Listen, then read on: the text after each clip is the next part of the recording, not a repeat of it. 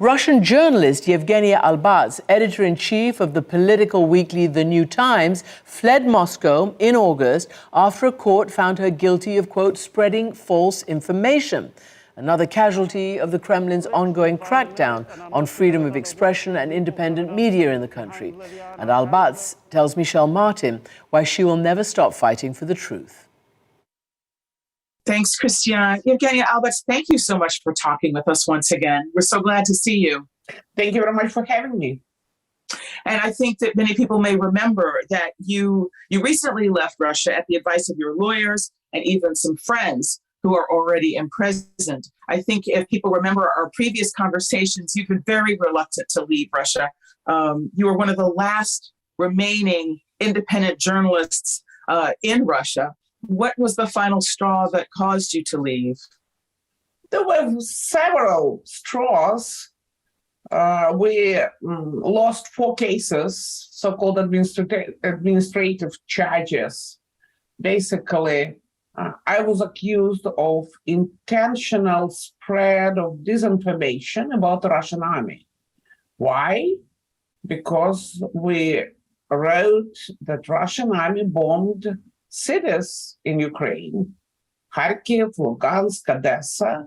So that was considered by the judge as intentional spread of false information about the Russian army.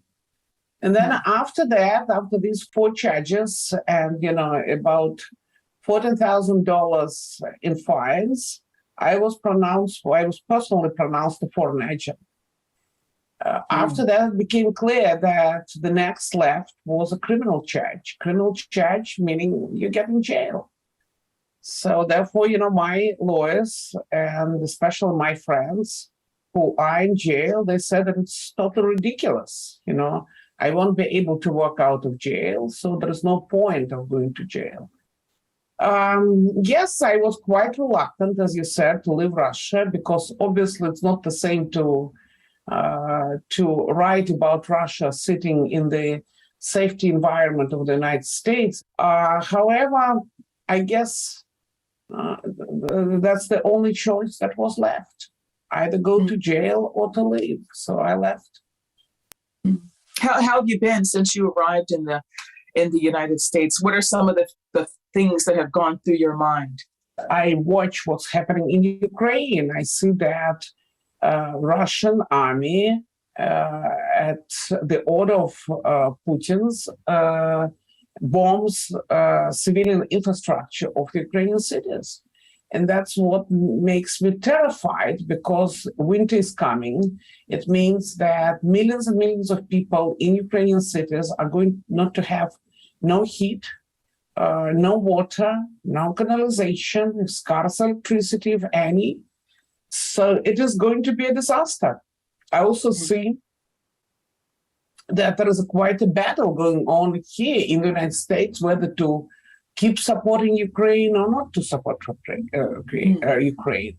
There are plenty of Putin's enablers here in the United States.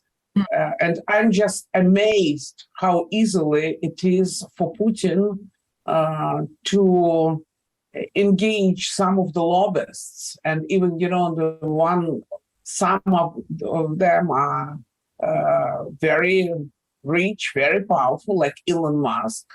They don't know a thing about what's going on there, but of course, they have their own understanding and judgment of what's going on there.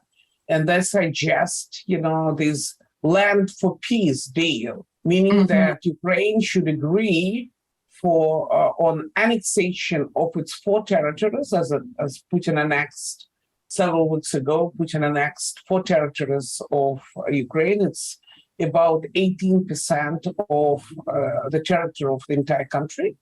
And so the idea is that Ukraine and its president Zelensky should agree on that in exchange for peace. The trick is that those who suggest this deal, they just don't understand that Putin is not going to stop. Putin needs a break. Putin needs a break because he's lacking, he's out of cannon fodder, he's out of ammunition, he's out of weapons. So he needs a break So, he thinks that he will be able to regroup his army, to hire, to draft more Russian mail, to buy more Iranian-built drones or North Korean artillery, and etc., regroup and then start offense once again. It has been widely reported how many Russian men are fleeing the country rather than be drafted. And so I think many of us have interpreted that as them finding out or knowing at some level that this war is not going well for Russia, and that the stated goals are false, and that they are being lied to. Do you understand it that way as well, that somehow the truth is getting at least to some people? Does that seem right to you? Of course, Michelle. Basically, Russians are voted with their feet. They were, whether they were in favor of the war or against the war, but when it came to them serving and being involved in killing Ukrainians, they just chose to leave the country. We don't know the exact numbers, but it's somewhere close to 1 million people who left Russia since the war started. And we're talking predominantly about young people in their 20s, 30s, 40s, people of, there are a lot of IT specialists, people of creative professions. These, if you allow me to say it, so creme de la creme of the Russian society. These are, people who are capable to produce value added.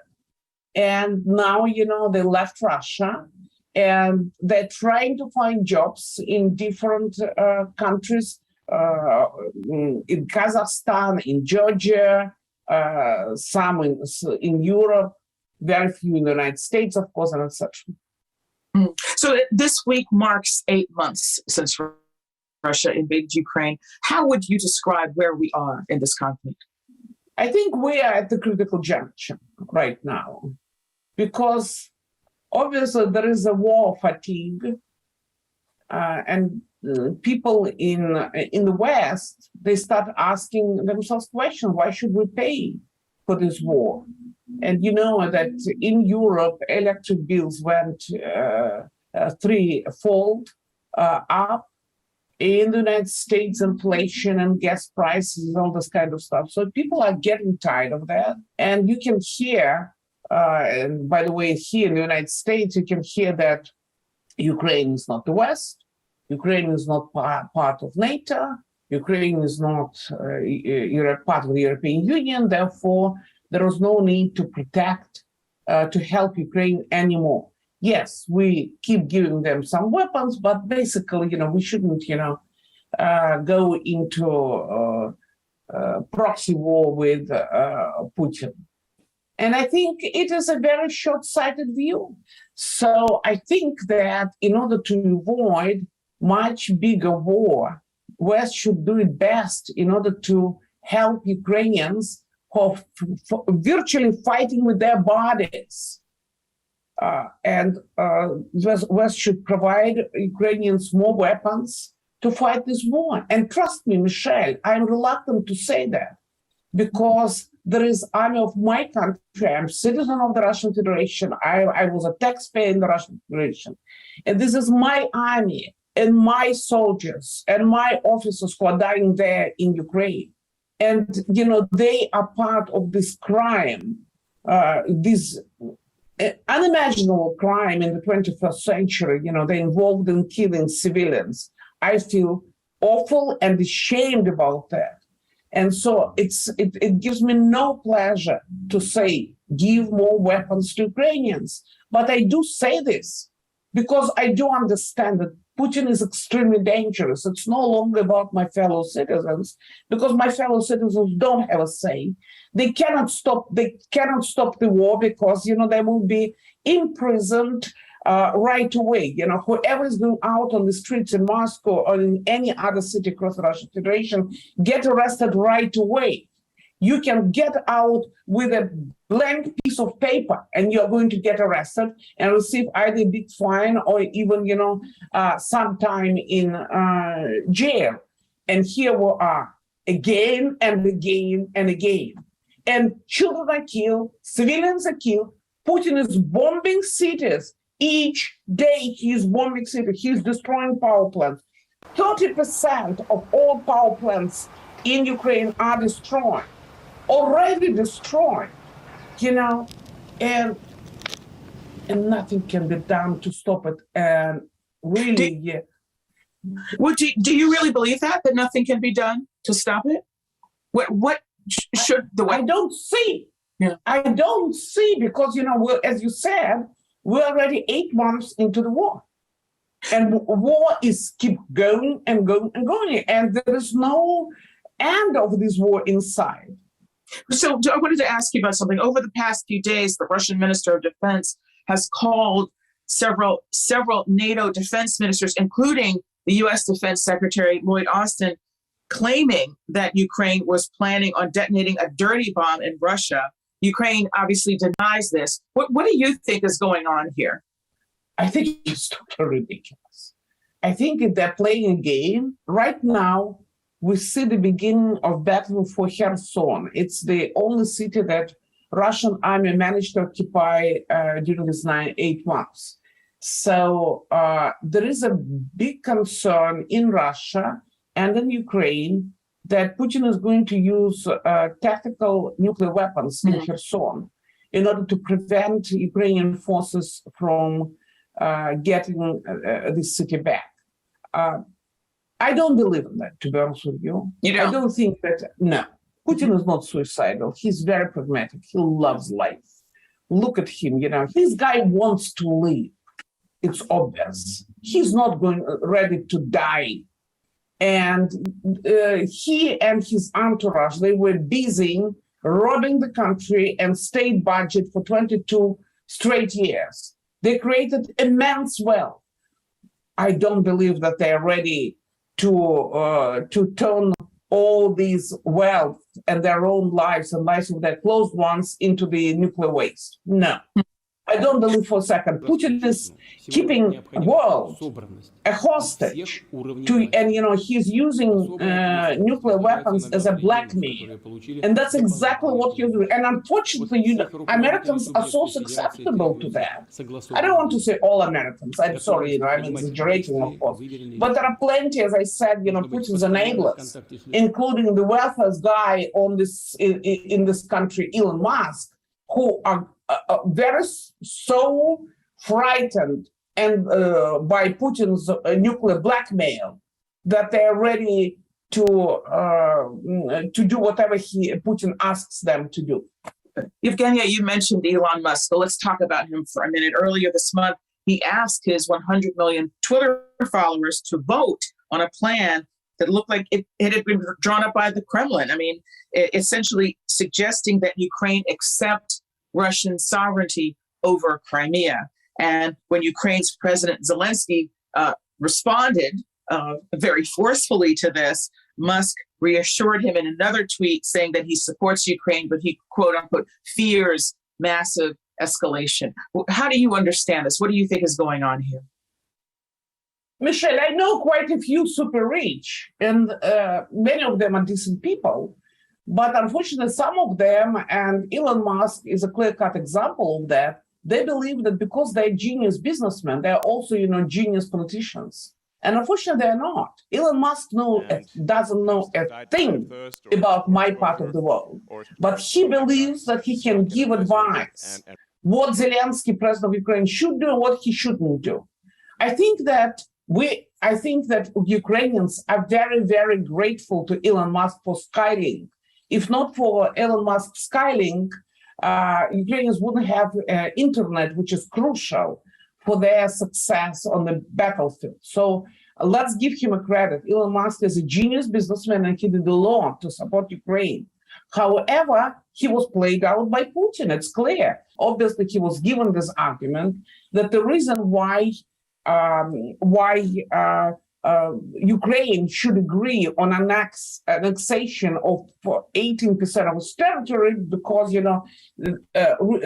Kherson region supplies water to Crimea Peninsula, and Crimea Peninsula, according to Mr. Musk, is Russian.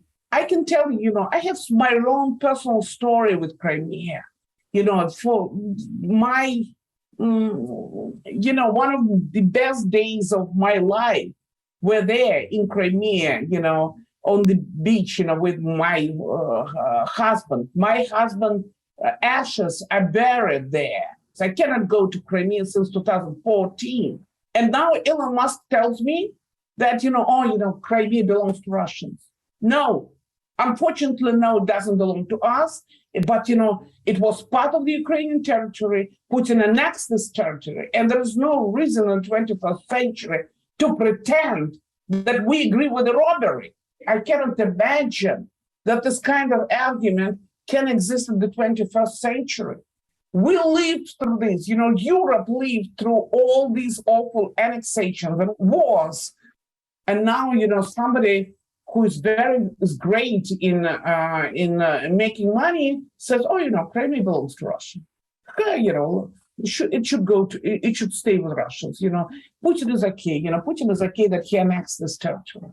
Unbelievable. What is your message to people who are listening to our conversation right now, particularly people in the West who, as you said, are becoming sort of fatigued there with the cost of the war, with the sort of the economic fallout of the war and the effect on their own lives? Is there something you would want them to think about? I would say, don't be naive and don't be stupid. We are, as a humankind, as good people, we are supposed to know better. We have such a huge experience. I mean, our civilization went through awful wars of the 20th century. So don't be naive. Don't be stupid. Don't untie Putin's hands. Don't allow him to destroy Ukraine and turn it totally into pieces. Just stop the war. Just do, what you did back in the late 1960s and 70s when the United States was conducting unjust and aggressive war in Vietnam. Just recall this for a sec and imagine that once again this is happening in Europe, and once again, as it was in 1930s, another Hitler is trying to destroy the continent and to conduct an assault on the Western civilization. It's about your values, your world, your understanding of what is meaningful in life. Putin is fighting you and your values. That's what I would say. Yewgenia Albats, thank you so much for talking with us once again. I do hope you'll remain well, and thank you so much for talking with us today. Thank you very much, Michelle.